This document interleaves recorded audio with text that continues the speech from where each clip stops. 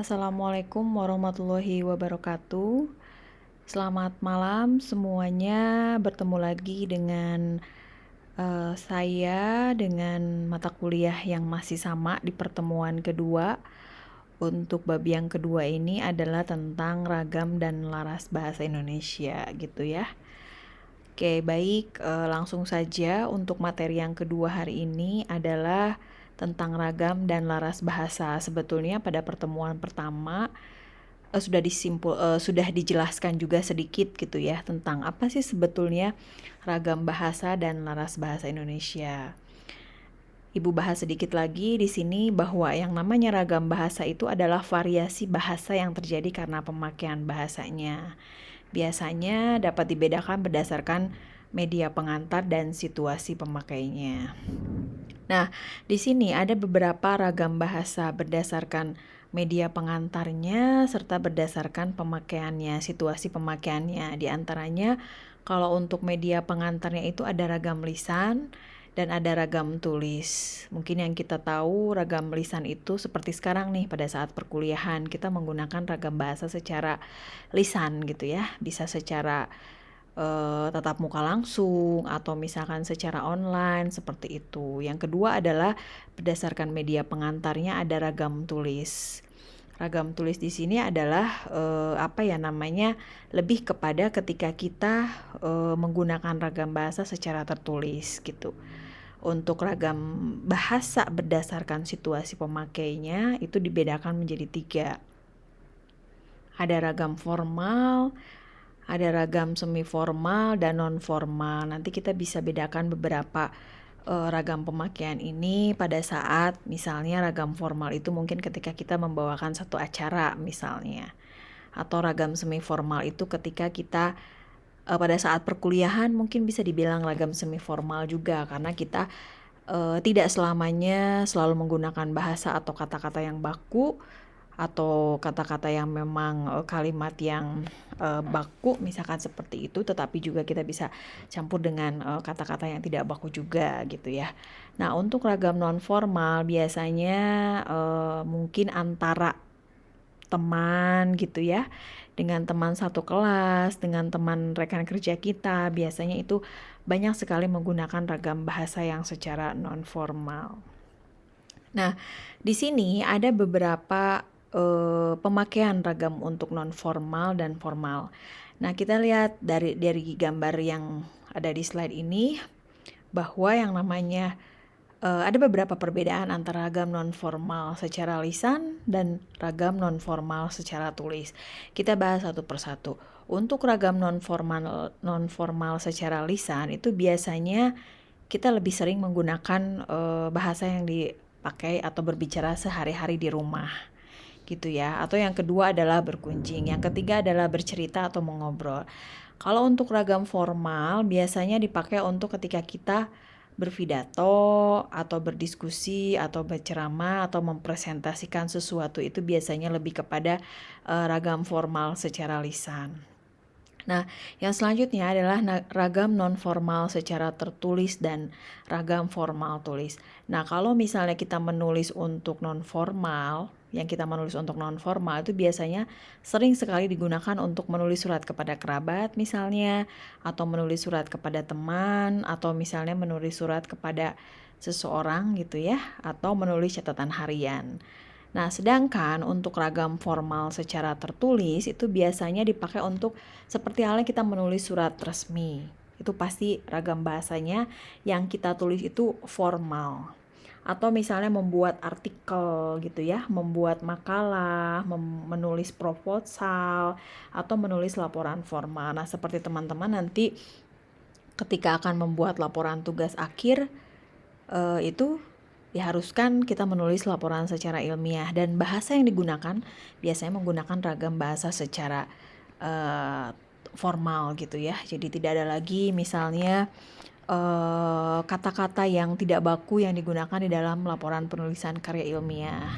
Tetapi yang ada itu kita sebaiknya adalah menggunakan yang namanya kata-kata yang baku gitu ya. Jadi nanti silahkan bisa dilihat di bagaimana sih penggunaan ejaan yang disempurnakan yang benar, bagaimana sih penggunaan tanda baca yang benar gitu ya, bagaimana juga penggunaan kosakata yang benar gitu, seperti itu.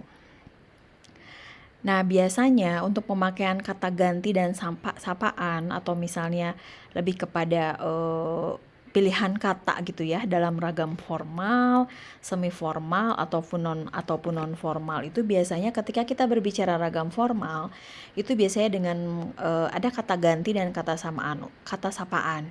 Untuk saya, Anda misalnya, atau bapak, ibu, saudara gitu ya. Nah, kalau misalnya pilihan katanya bisa dicontohkan dengan beritahu, misalnya beritahu ya, atau bukan beri tempe, beritahu, beritahu, beritahukan misalnya seperti itu, atau dengan menggunakan kata sudah, atau menggunakan kata tidak, atau menggunakan kata begitu, seperti itu, sebentar, saja, misalnya itu kata-kata yang pilihan kata yang dipakai dalam ragam bahasa secara formal. Kalau untuk ragam bahasa secara semi formal biasanya lebih kepada penggunaan kata ganti sapaannya biasanya kamu, Mbak misalnya gitu ya. Misalnya dengan kata-kata apa ya, pilihan katanya misalkan di sini kasih tahu, sudah, tidak gitu kan. Kayak gitu, sebentar gitu ya. Atau misalkan ada menggunakan kata-kata mengobrol, ngopi, loh kok sih deh misalnya seperti itu, bisa dibaca sendiri ya di sini. Nah kalau misalnya untuk non formal biasanya kita menggunakan kata-kata gue misalnya gitu ya, atau bang, atau lu, atau situ gitu ya. Misalnya yang tadinya sudah, kalau non formal itu udah gitu ya. Kalau sudah baca, kalau di non formal itu udah baca gitu ya, seperti itu. Jadi ada sedikit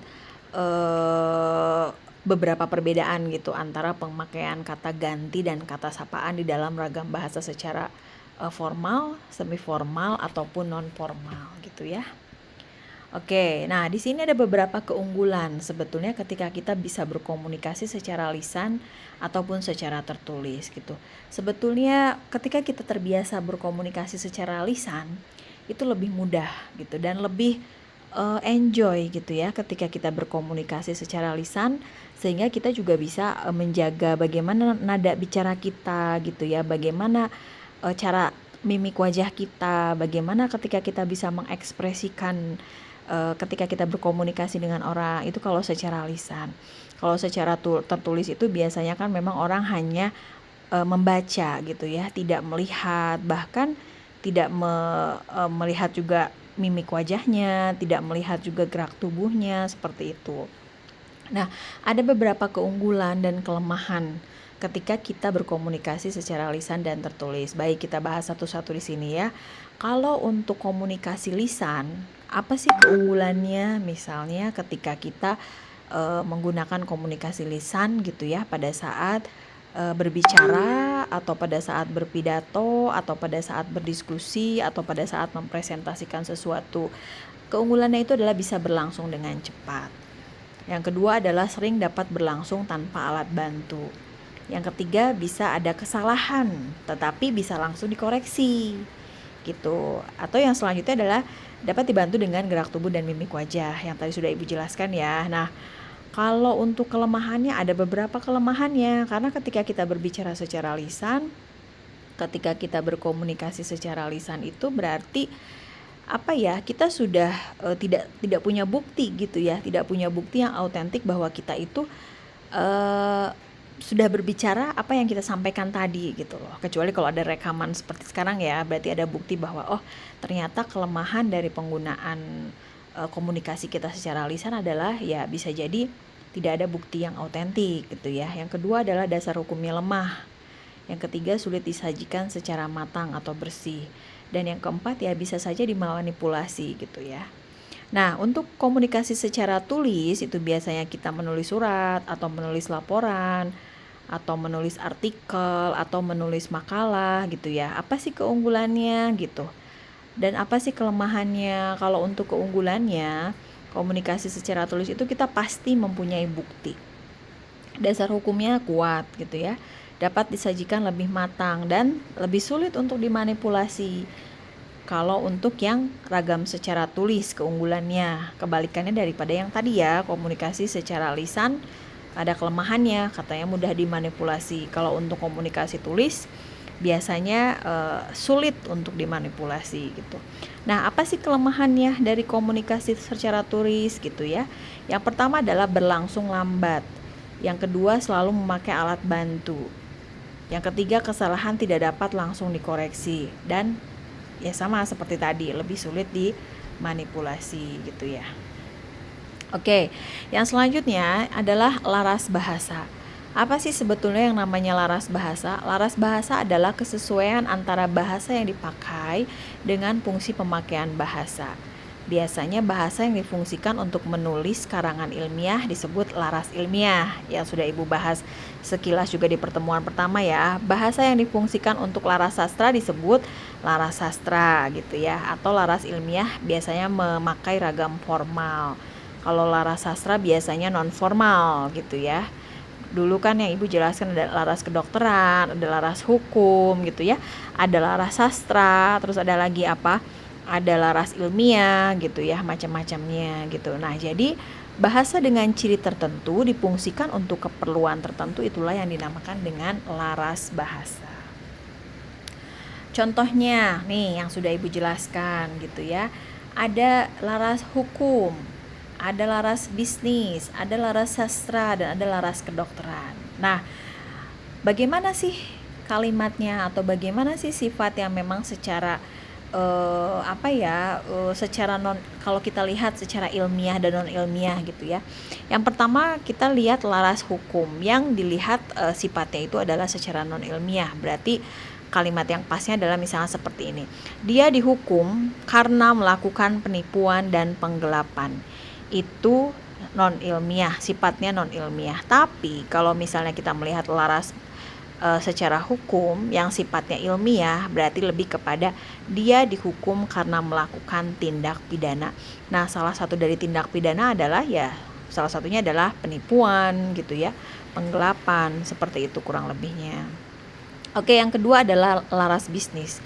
Kalau untuk laras bisnis biasanya untuk yang bersifat non ilmiah akan diberikan contoh seperti ini. Setiap agen akan mendapatkan potongan khusus. Kalau secara ilmiahnya, setiap agen akan mendapatkan rabat khusus atau setiap agen akan mendapatkan diskon, misalnya seperti itu, lebih kepada yang sifatnya secara ilmiah gitu ya. Nah, yang selanjutnya adalah dilihat dari laras sastra. Kalau sifatnya non ilmiah atau kita bandingkan dengan yang sifatnya ilmiah akan ada beberapa perbedaan gitu ya. Yang pertama di sini adalah jalan cerita novel itu membosankan.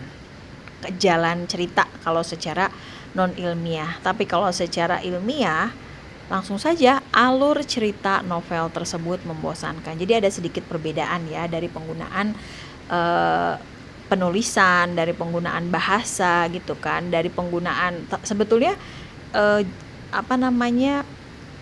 artinya atau maknanya sih sama sebetulnya, menceritakan bahwa kalau kita secara ilmiah kita berbicara alur, tapi non ilmiah jalan cerita gitu ya.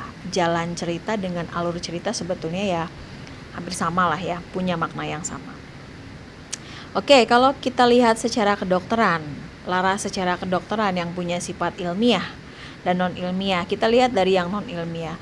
Non ilmiah itu kita berikan contoh misalnya ayan bukan penyakit menular. Nah, kalau secara ilmiah ayan itu apa? Bahasa lainnya adalah epilepsi gitu ya. Epilepsi bukan penyakit menular. Nah, makanya pertemuan minggu lalu Ibu meminta teman-teman untuk boleh mencari referensi atau mendownload Kamus Besar Bahasa Indonesia atau kamus penggunaan ejaan yang disempurnakan gitu ya, supaya lebih memudahkan ketika kita mempelajari materi-materi bahasa Indonesia yang memang sedikit berbeda pada saat kita mendapatkan mata kuliah atau mendapatkan pelajaran bahasa Indonesia di SMP, SMA, SMK ataupun di perkuliahan. Kalau untuk di perkuliahan cakupannya itu akan lebih luas lagi gitu ya. Nah, di sini ada beberapa macam laras bahasa gitu ya. Ada mulai laras ilmiah, laras sastra, seperti contohnya puisi, cerpen, novel, dan lain-lain gitu ya. Kalau laras jurnalistik lebih kepada editorial, berita, iklan, dan lain-lain. Yang selanjutnya laras hukum, laras kedokteran, laras agama, laras teknologi, dan lain-lain gitu ya. Nah, sebetulnya mengapa sih kita perlu mempelajari bahasa Indonesia di perguruan tinggi gitu ya? Untuk bahasa Indonesia di perguruan tinggi ini biasanya dapat memenuhi kebutuhan mahasiswa untuk mampu menggunakan bahasa Indonesia dalam berbagai jenis kegiatan perkuliahan. Jadi bahasa Indonesia itu akan sangat atau akan sering dipakai ketika kita dalam kegiatan apapun yang ada di kampus gitu ya. Karena bahasa ini bersifat dinamis dan berkembang sebetulnya. Nah, maka dari itu mahasiswa ini adalah sebagai calon intelektual itu ya perlu kita mengikuti perkembangan bahasa Indonesia terutama ya, dengan mempelajarinya agar karya yang nanti ditulis nantinya tidak ketinggalan dari segi bahasanya. Sebentar lagi kan teman-teman di sini akan membuat laporan tugas akhir ya. Diusahakan sih nanti ketika kita menulis itu sudah tidak ada lagi yang namanya penggunaan tanda baca yang salah gitu ya, penggunaan ejaan yang salah, penggunaan kata baku atau kata ganti tidak ada yang salah. Jadi itu sebetulnya tujuan kita mempelajari bahasa Indonesia di perguruan tinggi ya. Nah, sebetulnya ketika teman-teman menulis karya ilmiah contohnya untuk anak-anak D3 gitu ya, apa sih kegunaannya gitu ya? Sebetulnya yang namanya menulis itu berarti kita menuangkan pikiran gitu ya, atau gagasan, atau bukti-bukti atau fakta-fakta dalam bentuk tulisan. Nah, ketika teman-teman suka menulis itu berarti ya orang tersebut atau mahasiswa tersebut itu dia sudah sedang melakukan yang namanya pembelajaran gitu ya. Selama mahasiswa tersebut bisa menulis, berarti kegiatan menulis itu adalah bagian yang tidak terpisahkan dalam pembelajaran seorang mahasiswa gitu. Selama menuntut ilmu di perguruan tinggi, karena biasanya perbedaan kita yang kuliah dengan yang tidak mungkin ada sedikit perbedaan ya, bahkan mungkin banyak gitu ya. Karena di perguruan tinggi inilah kita bisa mencetak atau menghasilkan manusia yang akan menjadi manusia-manusia yang bisa melakukan yang namanya analisis gitu ya, seperti itu. Atau misalnya ketika kita selalu berkepentingan dengan laporan penelitian yang merupakan urat nadi bagi seorang ilmuwan, itu adalah ketika kita belajar menulis, ibaratnya seperti itu. Jadi apapun yang terlintas di kita, apapun yang ada di pikiran kita, segera dituliskan gitu ya. Jadi ketika kita ingin menulis ya silahkan menulis, ketika kita tidak ingin menulis jangan dipaksakan. Karena biasanya ketika kita mau menuangkan gagasan, mau menuangkan pikiran kita, itu memang harus alami gitu ya, dari dalam hati kita, dari dalam diri kita, seperti itu kurang lebihnya. Nah, sebetulnya kegiatan menulis ini mempunyai banyak keuntungan ya. Kalau kita belajar bahasa Indonesia lalu kita senang menulis gitu ya, akan lebih mengenali kemampuan dan potensi diri. Kalau memang kita punya punya kesenangan terhadap menulis. Yang kedua, dapat mengembangkan berbagai gagasan. Yang ketiga, dapat banyak menyerap, mencari, dan menguasai gitu ya. Atau yang selanjutnya adalah dapat mengorganisasikan pikiran secara sistematis serta mengungkapkan secara tersurat. Yang kelima, dapat menilai pikiran kita sendiri secara lebih objektif. Yang keenam, lebih mudah memecahkan permasalahan.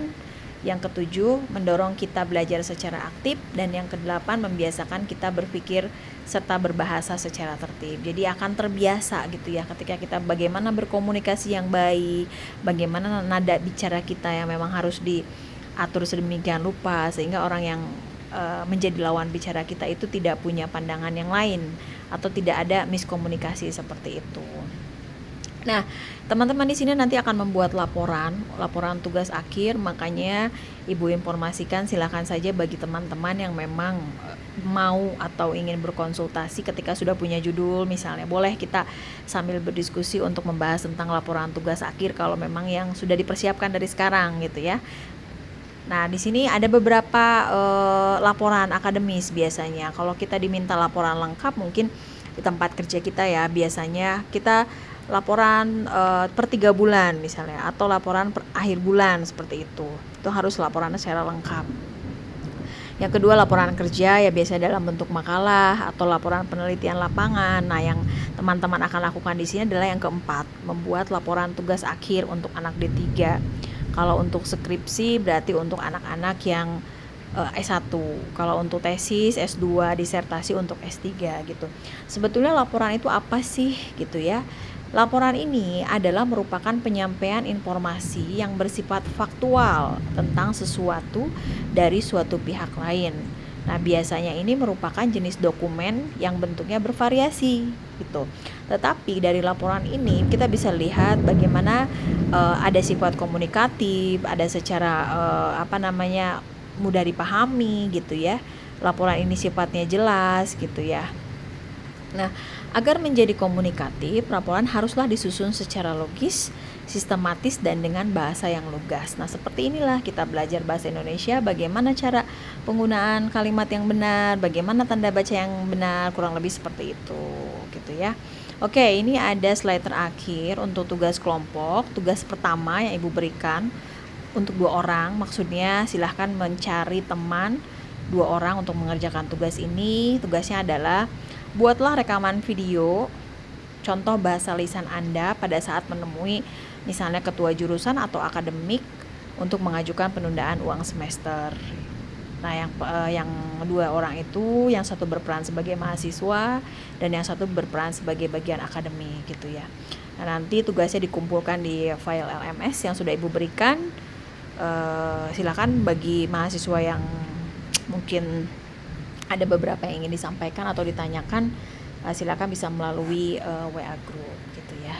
Oke, terima kasih untuk pertemuan hari ini, pertemuan kedua dalam mata kuliah Bahasa Indonesia. Semoga apa yang diberikan dan apa yang disampaikan hari ini bermanfaat untuk semuanya. Terima kasih. Selamat malam. Assalamualaikum warahmatullahi wabarakatuh.